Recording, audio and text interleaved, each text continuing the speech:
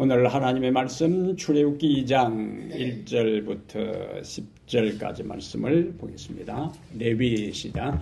레위 가족 중 한 사람이 가서 레위 여자에게 장가들어 그 여자가 임신하여 아들을 낳으니 그가 잘생긴 것을 보고 석 달 동안 그를 숨겼으나 더 숨길 수 없게 되매 그를 위하여 갈대 상자를 가져다가 역청과 나무 진을 칠하고 아기를 거기 담아 나일 강가 갈대 사이에 두고 그의 누이가 어떻게 되는지를 알려고 멀리 섰더니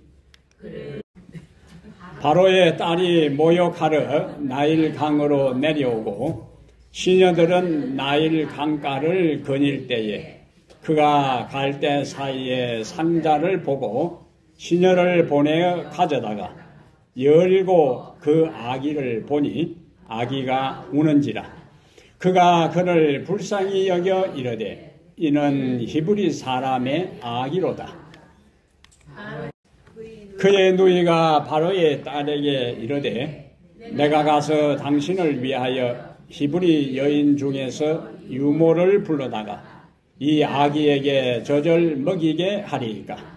바로의 딸이 그에게 이르되 가라 하매 그 소녀가 가서 그 아기의 어머니를 불러오니 바로의 딸이 그에게 이르되 이 아기를 데려다가 나를 위하여 젖을 먹이라. 내가 그 삭을 주리라. 여인이 아기를 데려다가 젖을 먹이더니 아기가 자라매 바로의 딸에게로 데려가니 그가 그의 아들이 되니라. 그가 그의 이름을 모세라 하여 이르되 이는 내가 그를 물에서 건져내었음이라 하였더라. 아멘. 오늘은 출애굽기 2장 1절부터 10절을 본문으로 해서 읽습니다. 침묵 속에서도 섭리하시는 하나님. 한 번 더요. 침묵 속에서도 섭리하시는 하나님. 이런 제목으로 하나님 말씀을 함께 보겠습니다. 옛날 어떤 마을의 뒷산에 신비한 동굴이 있었는데 그 동굴에 들어가면 아무 말을 하지 않아야 돼. 한마디로도 하면은 나오지를 못하고 죽습니다. 그 마을에 바보 삼형제가 살고 있었는데 그 동굴을 구경하고 싶어서 마을 이장을 찾아갔어요. 그게 마을 이장이 바보 삼형제에게 신신당부를 합니다. 너희들 바보인데 절대로 동굴 구경하려면은 뭐 하면 안 된다고요? 말을 하면 안 된다고 이제. 절대로 말을 하면 안 된다고 이제 신신당부를 이장이 이제 했습니다. 바보 삼형제가 이장의 이야기를 잘 듣고 우리 절대 말하면 안 된다. 그러면 우리 죽는다 하고 이제 세 명이 굴입구에 도착을 해서 안에 딱 들어갈 때 제일 큰 형이 지금부터 절대 말하면 안 된다 이렇게 이야기했어요. 그분이 그 자리에서 죽었어요. 그걸 보고 있던 둘째 형이 말하면 죽잖아 이렇게 된 거예요. 그 아이도 그냥 죽었어 거기서. 첫째, 둘째 죽는 모습을 보고 셋째가 나는 아무 말도 안 했다 이렇게 된 거예요. 이제. 그 아이도 그냥 죽었어. 침묵한다는 게 사람에게 있어서 뭐예요? 쉽지 않다 하는 이야기입니다. 우리 사람들이 침묵하는 것이 참 쉽지 않다 하면은 말씀 자체이신 우리 하나님도 침묵하는 것이 쉽지 않아요. 그런데 성경은 종종 침묵하시는 하나님의 이야기들이 나옵니다. 침묵하시는 것이 하나님에게도 힘든 일인 것처럼 하나님이 침묵하실 때에 우리 인간들의 삶에도 굉장히 어려움이 있습니다. 무엇보다도 내가 아무 어려움이 없고 형통하고 모든 것이 계획대로 잘 되고 건강하고 재정적으로 여유가 있고 자식도 잘 되고 이러한 상황이면은 하나님이 아무 말씀 안 하시고 침묵하셔도 살아가는데 큰 지장이 없는 것처럼 생각될 수도 있습니다. 근데 내 삶이 진짜 힘들고 해결할 수 없는 문제가 있고 이해되지 않는 사건들이 연속해서 일어날 때에 하나님께 부르짖고 기도해도 하나님이 침묵하신다면 우리 사람들의 삶에 있어서 굉장한 답답함이 있고 어려움이 있습니다. 그래서 성경에도 하나님이 침묵하실 때에 너무 답답한 나머지 하나님 좀 말 좀 하십시오 하는 기도들이 많이 나와요. 특히 시편에 많이 나옵니다. 시편에는 하나님께 대한 감사와 찬양의 시보다 하나님에 대한 탄원의 시들이 더 많아요. 그것은 인간의 삶의 감사와 기쁨의 일보다 탄식과 슬픔과 눈물의 시간이 많다는 걸 보여줍니다. 시편 83편 1절에서 시편 기자는 이렇게 이야기해요. 하나님이여 침묵하지 마소서. 하나님이여 잠잠하지 마소서. 조용하지 마소서. 얼마나 답답했으면 하나님께 그런 기도를 드렸겠어요. 근데 우리가 여기서 생각할 것은 하나님의 침묵은 무관심이 아니다. 하나님의 침묵은 우리를 포기한 것이 아니다 하는 것입니다. 오늘 출애굽기 2장 1절부터 10절에 하나님의 침묵이 나와요. 하나님의 말씀이 없습니다. 하나님의 이름도 없습니다. 애굽 왕은 그런데 그 이스라엘 백성들이 처해 있는 상황은 여기 1장 22절에 바로가 그의 모든 백성에게 명령하여 이르되 명령이요 명령 왕명입니다. 아들이 태어나거든 너희는 그를 나일강에 던지고 딸이거든 살려두라. 악한 왕 때문에 하나님의 백성들이 다 진멸될 위험에 처했어요. 하지만 온 우주의 통치자 되시는 하나님께서는 숨어 계시는지 아무 말씀을 하지 않고 계시는 것입니다. 이런 상황에서 오늘 본문을 보니까 한 아이가 태어납니다. 그런데 하나님께서 한 아이가 태어났을 때에 침묵 속에서도 그 아이를 위해 배후에서 섭리하시고 일하시는 것을 보여줍니다. 그렇다면 하나님이 배후에서 섭리하시고 일하신다면 우리는 어떻게 해야 되는가? 하나님의 침묵, 하나님께서 잠잠하시는 것, 하나님이 숨어 계시는 것처럼 보일 때에 우리는 어떻게 해야 되는가? 성경 가운데 하나님의 이름이 한 번도 언급되지 않은 책이 있어요.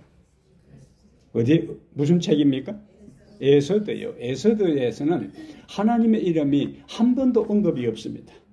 그런데 하나님의 이름이 한 번도 언급되지 않는 그 책에서도 하나님은 묵묵히 하나님의 백성들의 배후에서 모든 사건의 중심에서 하나님께서 당신의 목적을 이루어가고 계셔요.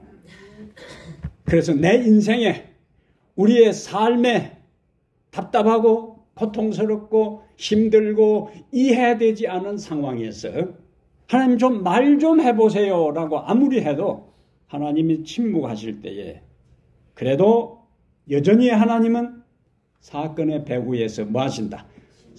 섭리하신다 하는 것을 우리가 기억할 필요가 있습니다. 이러한 때에 이제 첫 번째 우리의 자세는 믿음으로 인간의 영역에서 최선을 다하라. 뭘 기억하면서 하나님이 침묵하시고 하나님이 숨어 계시는 것처럼 보여도 믿음으로 인간의 영역에서 최선을 다하라. 그게 1절과 2절의 말씀이요. 여기 1절과 2절에 보면은 레위 가족 중 한 사람이 가서 레위 여자에게 장가들어 그 여자가 임신하여 아들을 낳으니 그가 잘생긴 것을 보고 석 달 동안 그를 숨겼다 그랬어요. 남자아이니까 어떻게 해야 되는 거예요? 원래는 나일강에 던져 죽여야 되는 겁니다. 그런데 보니까 잘생긴 것을 보고 뭐 했다고? 석 달 동안 숨겼다고요. 이러한 것이 믿음의 행위임을 믿음장 히브리 11장 23절에서 믿음으로 모세가 났을 때에 그 부모가 아름다운 아이임을 보고 석 달 동안 숨겨 그 다음에요 왕의 명령을 무서워하지 아니하였다. 석 달 동안 숨길 수 있었던 것은 믿음으로 가능했다는 거예요. 믿음이 있었기에 왕의 명령을 무서워하지 아니했어요. 고대 세계의 왕명을 거역하는 것은 곧 사형이에요. 그 거역한 사람뿐만 아니라 그 가족까지 다 몰살당하는 그런 상황이에요. 아이 살리려고 하다가 온 가족이 죽을 수 있어요. 그런데 그 상황에서도 중요한 단어는 뭐예요? 믿음으로. 여기에서 그 부모는 이스라엘의 해방 시기가 가까이 이르고 있다는 것과 첫 번째. 그 다음에 하나님께서 당신의 백성을 위하여 한 구원자를 일으키실 것이라는 것을 믿고 그들의 아이가 희생당하지 않도록 죽이지 않았다고요. 결심했다고요. 이제. 그러니까 첫 번째 주제가 뭐라고 했습니까? 믿음으로 인간의 영역에서 최선을 다하라. 그들은 하나님께서 한 구원자를 일으킬 것이라는 것을 믿었어요. 그러니까 이 아이를 우리가 할 수 있는 영역에서 뭐요? 죽이지 말고 살리자. 그런데 3절에 보면은 더 숨길 수 없게 되매 하는 이야기는 석 달 동안이 그들이 이 아이를 양육할 수 있는 최선의 기간이었다는 거죠. 더 숨길 수 없이 될 때까지 석 달은 모세의 부모가 이 아이를 양육할 수 있는 최선의 기간이었고 이 기간 동안 인간의 영역에서 자신들이 할 수 있는 모든 일을 다 한 것입니다. 하나님은 자신의 영역에서 일하시고 인간은 인간의 영역에서 믿음으로 자신의 일들을 최선을 다해서 할 때에 그 다음에 중요한 세 가지를 기억해야 합니다. 하나님은 우리에게 최선의 시간에 최선의 방법으로 최선의 것을 주신다. 누구에게? 아무에게나 주는 게 아니에요. 누구에게? 인간의 영역에서 최선을 다하는 사람에게 하나님께서 최선의 시간에 최선의 방법으로 최선의 것을 주신다. 믿으시면 아멘. 인간 편에서 우리가 하나님을 믿고 살아가는 신앙생활에 있어도 뭐 해야 된다고요? 최선을 다해야 되는 거예요. 하나님을 섬기고 사랑하는 데 있어서도 최선을 다해야 돼요. 그것이 마태복음 22장 37절에 예수님께서 하나님을 사랑하라 끝나지 않고 하나님을 사랑하되 마음을 다하고 목숨을 다하고 뜻을 다하여 하나님을 사랑하라. 한마디로 뭡니까? 최선을 다하여 하나님을 사랑하는 거예요. 마음을 다하고 뜻을 다하고 목숨을 다하여 하나님을 사랑하라. 그래서 우리가 하나님을 섬기는 일에 있어서 하나님을 사랑하는 일에 있어서도 최선을 다해야 하는 것처럼 우리가 하나님을 찬양하는 일에 있어서도 최선을 다해야 되고 우리가 하나님 앞에 헌금을 드리는 일에 있어서도 최선을 다해야 돼요. 그 이야기가 바로 과부의 두 렙돈 이야기예요. 다른 사람들이 여유가 있어가지고 많이 드리는 그것을 예수님께서 주목하신 것이 아니고 가난한 가운데서 과부는 최선을 다했어요. 그것은 산술적으로 양적으로 금액적으로는 적었다 할지라도 예수님은 무엇을 보는가? 얼마나 많이 드렸느냐를 보는 것이 아니라 얼마나 최선을 다했느냐 하는 것을 예수님은 보시는 거예요. 과부의 두 렙돈 이야기는 우리에게 시사하는 바가 많습니다. 5,000명을 먹일 때에 소년이 예수님에게 드린 것은 어머니가 예수님 말씀 들으러 간다 하니까 싸준 도시락, 물고기 2마리와 떡 5개, 그것은 이 소년이 가진 전부였어요. 이 소년은 그 최선의 것을 예수님께 드렸을 때에 그 물고기 5마리와 물고기 2마리와 떡 5개가 5,000명을 먹이고도 12광주리에 남을 수 있도록 하나님께서 기적을 베풀어 주신 거예요. 우리에게 뭘 요구하신다? 최선을 요구하는 거예요. 최선을. 그럼 우리가 하나님을 섬기는 데 있어도 최선을 다하고 하나님을 찬양하는 일에 있어도 최선을 다하는 것처럼 하나님께 기도하는 일에 있어서도 우리는 최선을 다해야 돼요. 그것이 예수님께서 우리에게 보여주신 기도의 모습입니다.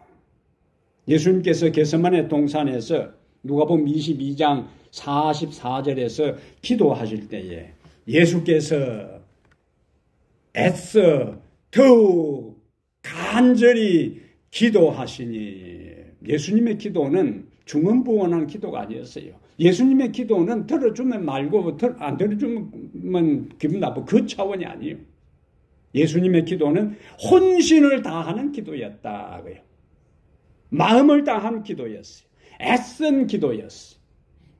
그래서 얼마나 간절히 기도했으면은 그 이마에 흐르는 땀방울이 피같이 흘렀더라고 했습니다. 하나님께서 우리에게 기대하는 것은 최선을 다하는 것이다. 영혼을 구원하는 일에 있어서도 최선을 다하고, 기도를 하는 일에 있어서도 최선을 다하고, 말씀을 연구하는 일에 있어서도 최선을 다하고, 우리가 건강관리를 하는 일에 있어서도 최선을 다하고, 우리에게 주어진 은사를 활용하는 일에 있어서도 최선을 다해야 돼요. 그래서 마태복음 25장에 5달란트 가진 사람 5개를 만들었어요. 최선을 다했어요. 2달란트를 받은 사람 2개를 또 만들었어요. 최선을 다했어요. 1달란트 받은 사람은 이까짓 거 주나 마나 있으나 마나 땅속에 묻어놨다가 예수님께서 그 하나 어쨌나 하니까 그건 뭐 아무것도 아닌 거 있으나 마나 땅속에 묻어놨습니다. 이 약하고 게으른 종아, 하나를 가졌다 할지라도 예수님이 기대하는 것은 뭐였습니까? 그 하나를 가지고 최선을 다하라는 이야기예요. 그래서 5개가 10개 된 사람을 평가하는 것이나 2개가 4개 된 것을 평가하는 것이나 1개 된 사람이 2개를 만들어도 착하고 충성된 종이라고 했을 것입니다. 나에게 가진 것이 없고 내가 물려받은 것이 없고 내가 잘난 것이 없고 핑계대지 말고 하나님께서 나에게 주신 가장 작은 것이라도 정성을 다하여 하나님 앞에 드리고 바치고 활용할 때 하나님께서 그것을 인정해 주십니다. 그런 사람에 대해서 하나님께서 우리에게 귀한 약속을 주시는데, 여인이 어찌 그 젖먹는 자식을 잊겠으며 자기 태에서 난 아들을 긍휼히 여기지 않겠느냐. 그들은 혹시 잊을지라도 나는 너를 잊지 아니할 것이라. 누굴 잊지 않는가? 최선을 다하는 사람을 하나님께서 잊지 않으셔요. 모세의 아버지 어머니는 모세를 키우기 위해서 최선을 다했어요. 하나님께서 그들을 잊지 않았습니다. 그렇다면 두 번째 우리에게 주는 본문의 메시지는 다시 읽습니다. 믿음으로 하나님의 섭리에 맡기라. 자, 모세의 부모는 몇 달 동안 키웠다고요? 3달 동안, 3개월 동안. 자기들이 할 수 있는 한계가 몇 달이냐? 3개월이었어요. 더 숨길 수 없게 되매 어떻게 했는가? 그를 위하여 갈대 상자를 가져다가 역청과 나무진을 친하고 아기를 거기 담아 나일 강가 갈대 사이에 두었다고요. 자, 3달 동안 아이를 양육한 다음에 더 숨길 수 없게 될 때에 그들은 어떻게 했는가? 틀렸다. 그냥 미리암에게 그냥 나일강에다 갖다 버려라. 그렇게 하지 않았으니. 이제는 자기들이 더 이상 할 수 없을 때 이제 어떻게 했다고요? 하나님의 섭리에 맡겼어요. 갈대 상자에 역청을 칠하고 아이를 거기다가 담아 그 다음에 나일 강과 갈대 사이에 두었어요.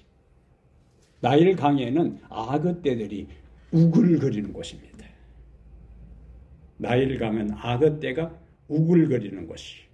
그 악어떼가 우글거리는 현장에 갈대 상자에 아이를 넣어서 그곳에 갖다 두었다 하는 이야기는 죽느냐 사느냐 하는 모든 이제 문제는 자기들의 손을 떠났다는 거예요. 그리고 믿음으로 모든 것에 대해 하나님께 맡긴 것을 자기들 손으로 더 이상 아무것도 할 수 없을 때에 아이의 생명을 누구의 손에? 하나님의 손에 전적으로 맡긴 거예요. 하나님은 인간이 한계를 느낄 때에 인간 스스로 더 이상 아무것도 할 수 없을 때 두 손 들 때에 하나님이 개입하셔요. 하나님이 섭리하셔요. 하나님이 역사하셔요. 하나님이 일하기 시작합니다. 이 갈대 상자를 히브리어로 테바라 하는데 테바. 노아 방주도 히브리어로 테바입니다. 테바. 노아 방주도 테바. 갈대 상자도 테바. 같은 단어를 썼어요. 같은 단어를 썼다 하는 이야기는 상당히 우리에게 시사하는 바가 많은데 방주 안에는 노도 없고 방향타도 없고 그 다음에 그 배 키도 없어요. 그냥 집입니다. 집. 물 위에 떠 있는 집이요. 근데 하나님께서 홍수로부터 그 흉흉한 그 창이란 물이 넘실대는 홍수로부터 하나님께서 노아 가족을 지키시고 보호해 주셨어요. 그럼 여기 모세의 어머니가 갈대 상자에 모세를 넣어서 악어떼들이 우글거리는 그곳에다가 갖다 놓았을 때에 노아의 방주처럼 그 안에는 선장도 없고 그 안에는 키도 없고 그 다음에 거기에는 돛대도 없고 아무것도 없어요. 그냥 상자에 불과합니다. 그런데 그 상자가 어머니의 손을 떠나는 순간에 하나님이 갈대 상자를 보호하기 시작한 거예요. 하나님이 인간이 더 이상 할 수 없을 때에 하나님이 하시기 시작합니다. 우리는 아무것도 할 수 없다 할 때에 하나님은 모든 것을 할 수가 있어요. 우리는 아무것도 모르는 순간에 하나님은 모든 것을 아시는 것입니다. 그것이 인간과 하나님 사이의 차이요. 여기에 갈대 상자는 우리의 모습을 함축적으로 보여주는 것입니다. 인간의 한계, 인간의 연약함. 우리는 갈대 상자와 같은 존재들입니다. 그런데 하나님이 우리의 인생의 선장이 되셔서 우리의 인생의 풍랑 가운데서 우리를 하늘 항구로 안전하게 인도해 주실 것입니다. 우리는 우리의 삶에 크고 작은 어떤 문제가 있을 때에 내 스스로 해결할 수 없는 문제, 내 스스로 풀 수 없는 문제, 내 스스로 극복할 수 없는 어떤 최악의 환경에 처할 때 뭘 생각해야 되는가? 이제 끝났다, 틀렸다 생각하지 말고 이제 하나님이 일하실 때이다. 발상의 전환을 해야 되는 거예요. 발상의 전환을. 내가 아무것도 할 수 없을 때 하나님이 일하기 시작합니다. 이 성경의 가르침이에요. 너는 두려워하지 말라. 내가 너를 지명하여 불렀나니 너는 내 것이라. 너가 물 가운데로 지날 때에 내가 너와 함께 할 것이라. 강을 건널 때에 물이 너를 침몰하지 못할 것이며 네가 불 가운데로 지날 때에 불꽃이 너를 사르지도 못하리니. 그 다음에요. 대저 나는 여호와 내 하나님이여 내 구원자임이라. 아멘. 이스라엘 백성들이 홍해를 건널 때에 이스라엘 백성들이 요단강을 건널 때에 함께 하시고 구원하셨고, 다니엘의 세 친구들이 풀무불에 던짐을 받았을 때에 하나님께서 불 가운데서 그들을 구원하셨기에, 우리 하나님은, 우리가 그분의 소유이에 우리 하나님은 우리의 구원자가 되시는 것입니다. 그러므로 우리는 하나님의 섭리를 믿는 사람으로서 더 이상 어찌할 방법이 없는 그때에도 주님께 모든 것을 맡길 수가 있습니다. 이사야 26장 4절에 너희는 여호와를 항상 신뢰하라. 여호와를 항상 신뢰하라. 가끔 신뢰하라. 틈나면 신뢰하라. 생각나면 신뢰하라. 형편되면 신뢰하라. 기분 좋으면 신뢰하라. 그게 아니야. 항상 신뢰하라. 주 여호와는 영원한 반석이니라. 벌써 든든하잖아요. 영원한 반석이니라. 변함없이 항상 그 자리에 딱 버티고 계시는 반석 되시는 하나님을 항상 의지하라.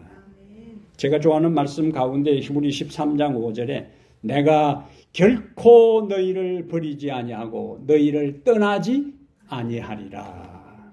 결코 너희를 버리지 아니하고 너희를 떠나지 아니하리라. 사람은 떠날 수 있어요. 사람은 변절할 수 있습니다. 사람은 돌아설 수 있어요. 사람은 못 본 채 할 수 있어요. 사람은 외면할 수 있습니다. 사람은 얼굴을 돌릴 수 있어요. 그러나 하나님은 결코 너희를 버리지 아니하고 너희를 떠나지 아니하리라. 얼마나 감사합니까?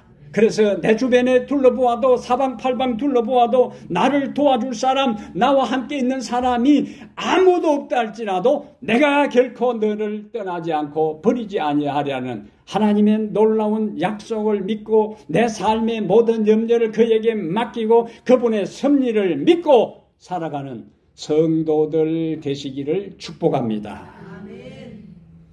세 번째, 하나님은 침묵 속에서도 섭리하신다. 하나님은 침묵 속에서도 섭리하신다. 여기 5절부터 보면은 모세가 든 상자를 나일강 갈대에다가 숲에다가 갖다 두고 난 다음에 그 다음에 전개등을 보니까 5절에 바로의 딸이 모욕하러 나일강으로 내려오고 왕궁의 공주를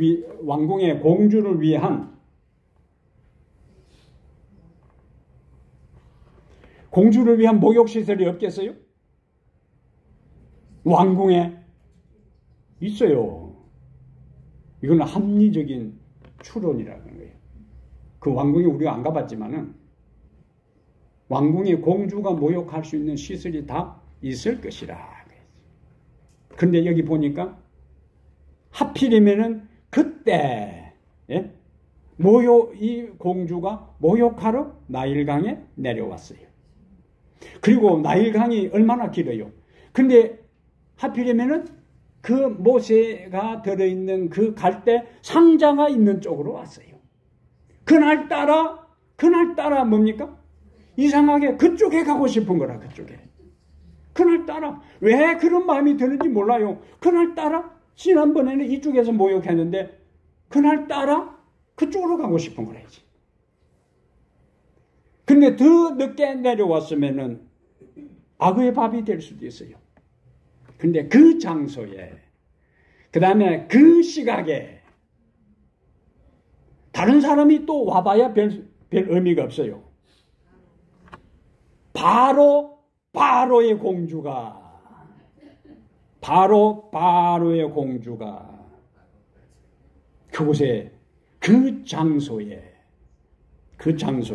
내려온 것입니다. 사람들은 이것을 우연이라고 이야기할 수 있습니다. 그러나 성경에서 우리는 그것을 하나님의 섭리. 이 공주가 다른 날 올 수도 있어요. 다른 일이 생겨가지고 그냥 취소할 수도 있어요. 근데 그날따라 온몸이 더 가려워요. 찝찝하고. 오늘 가서 모욕하면 해야 되겠다. 그 생각이, 그 마음이, 그 상황이 자기는 몰라요. 이상하게 어제 모욕했는데 왜 오늘 다른 때는 일주일에 한 번씩 갔는데 오늘 왜 이렇게 몸이 가래? 나중에 시원하게 모욕하고 싶을지. 자기는 모르는 거예요. 하나님의 섭리였다. 하나님의 섭리. 장소도 시간도 바로 하나님의 섭리였습니다. 공주가 갈대 상자를 보았어요. 그것으로 끝나는 게 아직 문제가 해결되는 게 아닙니다. 뭔가 조그만 상자가 있어. 시녀를 보내서 가져오게 했어요. 여기 있어요. 기회일 수도 있고 위기일 수도 있습니다. 뭔가 싶어서 시녀를 보고 열어보라고 했을 때에 상자를 열어보는 순간에 그 안에 아이가 있어. 이때 공주의 마음 여하에 따라서 이 아이가 죽을 수도 있고 살 수도 있어요. 기회일 수도 있고 위기일 수도 있다. 그 아이를 보는 순간에 공주의 마음에 어떤 사람이 말이야 감히 우리 아버지가 모든 남자아이들 죽음에 태어나면은 강에 다 버리라고 했는데 누가 우리 아버지의 왕명을 거역하고 이렇게 했는가 하고는 자기 경호하는 사람들에게 그냥 죽이라고 하고 누구의 아들인지 당장 찾아내도록 하여라 라고 할 수도 있어요. 그 가능성. 그런데 성경에 보니까 6절에 열고 그 아기를 보니 아기가 우는지라. 여기까지도 아직 해결된 게 아니에요. 시끄럽다 이렇게 나갈 수가 있어요. 아이가 어떻게 빼빼 울고 말이야 이렇게. 응? 근데 그 우는 아이 소리를 들을 때 공주의 마음의 움직임에 따라서 기회일 수도 있고 위기일 수도 있는데 성경을 보니까 아기가 우는지라 그가 그를 불쌍히 여겨. 이 상황을 위기가 이제는 어떻게? 기회로 이제 옮겨가는 것입니다. 상자를 여는 어떤 주석가는 뭐라고 했는가? 그 순간에 천사가 아이의 엉덩이를 꼬집었다. 그랬어요. 그 순간에 아이의 엉덩이를 꼬집었다. 아이가 잠결에 깨어나서 우는 소리가 이 소녀에게 짜증 소리로 들린 것이 아니라 불쌍히 여기는 그 마음, 하나님께서 주신 마음입니다. 하나님께서 주신 마음이에요. 부조선자 243페이지에는 공주는 그 아이를 구원하기로 결심하고 그를 자기의 양자로 삼으려 하였다. 여기 이제 우리가 그 배경들을 좀 이제 보겠어요. 이 뒤에 또 오늘 마귀가 영 이상하게 넘어가지도 않고. 세상에. 오케이. 자, 이 공주는 하셉수트 공주입니다. 하셉수트 공주인데, 하셉수트 공주는 투트모스 1세의 딸입니다. 하셉수트 공주는, 여기 제가 이 하셉수트 공주를 찾아봤는데, 이 하셉수트 공주의 아버지가 투트모스 1세고, 투트모스 1세는 이 하셉수트 공주밖에 없었어요. 그런데 고대 이집트 사람들은 나일강을 신으로 섬겼습니다. 하피라 하는 신으로 섬겼어요. 공주는 이 순간에 나일강을 신으로 섬기는데 아이를 발견했어요. 하피신, 나일강의 하피신이 우리 집에 아들이 없어서 이 왕계를 이어나갈 사람이 없는 것을 알고 나일강 하피신이 우리에게 아들을 선물로 주었다고 받아들인 거예요. 그러니까 그 아이를 뭐 하려고 했다고요? 양자로 삼으려고 했던 겁니다. 남자아이를 죽이라는 아버지의 명령 대신에 이 아이를 살리려고 했어요. 여기서 하나님의 기막힌 섭리가 있습니다. 하나님은 이 왕의 명령을 통하여 모든 아이를 죽이려고 했는데 오히려 그 명령을 내린 딸을 통하여 모세를 구원하는 통로로 삼으셨어요. 다른 사람이 이 아이를 구원해가지고는 별 볼 일 없는 겁니다. 근데 모든 남자아이를 죽이라는 그 권력의 핵심부로 공주가 그 아이를 보호하는데 누가 그 아이를 어떻게 하겠어요? 게다가 모세의 어머니는 돈 받아가면서 양육비 받아가면서 아이를 키운 거예요. 세상에 자기 부모가 돈 받아가면서 아이 키우는 게 세상에 어디지? 그것도 죽임 명령을 내린 그 왕궁에서 양육비를 받았으니까 얼마나 많이 받았겠어요.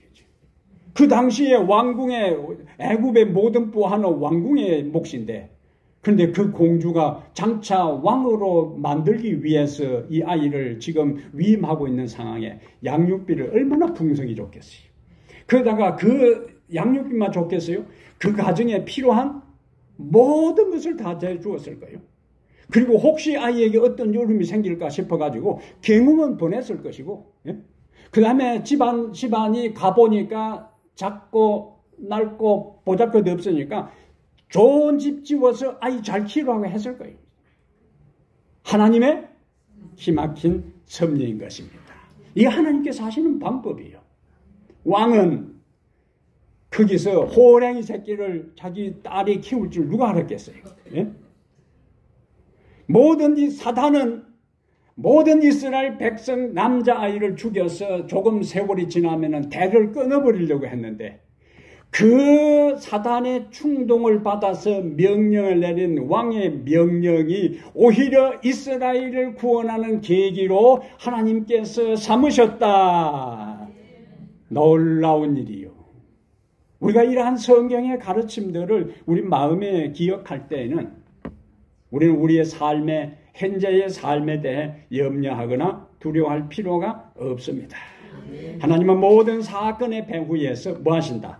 섭리하시면서 당신의 목적을 이루고 계셔요. 예수님께서 겟세마네 동산에서 기도하실 때에 아버지의 뜻이거든 이 고난의 쓴 잔이 내게서 지나가게 해 주십시오. 기도했어요. 근데 하나님은 침묵하셨습니다. 3번이나 예수님께서 그렇게 피저린 기도를, 간절한 기도를 드렸지만 하나님은 침묵하셨어요. 만약에 하나님께서 그때 침묵하지 않고 너가 너무 힘드냐? 그냥 올라와라. 이래 버렸으면 끝난 거예요. 이제. 근데 하나님은 뭐 하셨다고? 침묵하셨어요. 예수님이 십자가에 달려 돌아가실 때에 엘리 엘리 라마 사박다니, 나의 하나님 어찌하여 나를 버리셨나이까? 하나님은 침묵하셨어요. 예수님이 하나님께서 그를 버린 것 같은 절망적인 상황, 지옥의 경험을 하고 있을 때에 하나님께서 주변의 사람들의 말처럼 예수 그리스도가 하나님의 아들인 것을 증명하리라고 기적적으로 그 십자가에서 내려오게 하셨더라면 인류는 구원받을 수 있는 기회가 없었던 것입니다.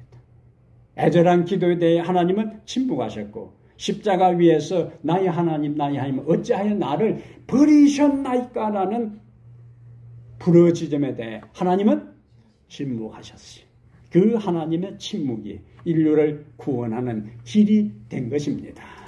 하나님의 침묵은 아들을 버려서라도 인간을 구원하기 위해서 겟세마네 동산의 그 기도 가운데서도 침묵하셨고, 십자가의 절규 가운데서도 침묵하셨어요. 오늘 여러분과 나의 삶 가운데 하나님께 울부짖고 간구해도 내 삶은 점점 힘들어지고 더 고통스러워지고 이해할 수 없고 해결할 수 없는 삶이 연속해서 우리의 인생에 다가온다 할지라도 하나님의 침묵은 우리를 버린 것이 아니라는 것을 기억하게 되기를 바랍니다. 그리고 마침내 우리를 구원하시기 위해 하나님께서 침묵하신다는 것을 생각할 때 오늘 우리는 우리의 삶 속에 크고 작은 어려움 가운데 절망하지 않습니다.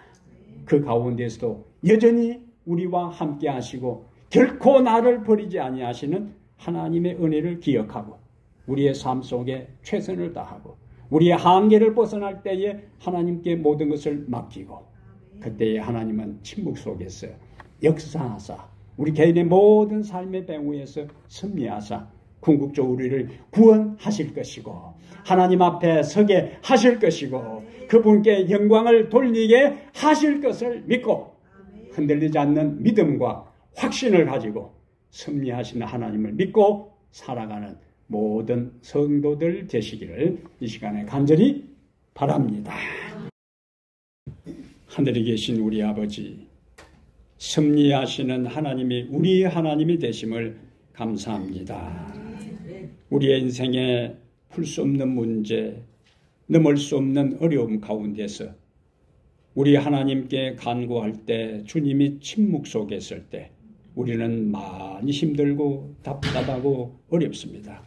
그러나 하나님의 침묵 속에서 여전히 우리를 보살피시며 역사하시고 궁극적으로 우리에게 가장 유익이 될 최선의 길로 인도하신다는 것을 한순간도 의심하지 않게 하시고 절대적인 확신과 믿음을 가지고 주를 바라보며 살아가게 해 주시옵소서. 내가 결단코 너를 떠나지 아니하고 버리지 아니하신다는 주님의 보호자의 명예를 걸고 우리에게 선포하신 말씀 끝까지 붙잡고 살아가게 하옵소서. 오늘 우리의 삶에 처해 있는 크고 작은 어려움 가운데 답답하여 견딜 수 없는 위기 속에서도 여전히 우리의 모든 사건의 배후에 숨어 계시는 하나님 침묵 속에서도 당신의 일을 이루시는 하나님이 계심을 알고 끝까지 주님을 따르기를 원합니다.